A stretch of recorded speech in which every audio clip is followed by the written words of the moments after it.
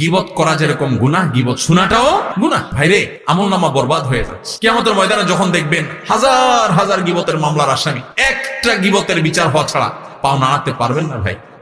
সেদিন আফসোস করবেন, আল্লাহর কসম, একটা গীবতের গুনাহ আমলনামা থেকে মুছতে পারবেন না। কিন্তু দুনিয়াতে এখনো সুযোগ আছে। আসুন আমরা প্রতিজ্ঞা করি, গীবতের ভয়াবহতা জানার পর চেষ্টা করি দূরে থাকার, কিন্তু কিছুদিন পর আবার গীবত হয়ে যায়। এখন গীবতের তওবা কিভাবে করব? এর থেকে দূরে থাকার উপায় কি? আপনারা গীবত কাকে বলে চিনেন তো?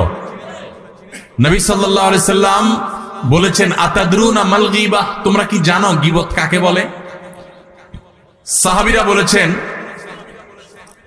নবী সাল্লাল্লাহু আলাইহি সাল্লামকে, আল্লাহ এবং তার রাসূল ভালো জানেন। নবী সাল্লাল্লাহু আলাইহি সাল্লাম গীবতের সংজ্ঞা দিচ্ছেন যে গীবত হলো যিকরুকা আখাকা মা ইয়াকরাহুহু, তুমি কারোর পিছনে যদি এমন কিছু বলো যেটা তার সামনে বলে সে মনে কষ্ট পাবে, এর নাম গীবত। এখন একটা মানুষের সামনে বললে সে মনে কষ্ট পাবে,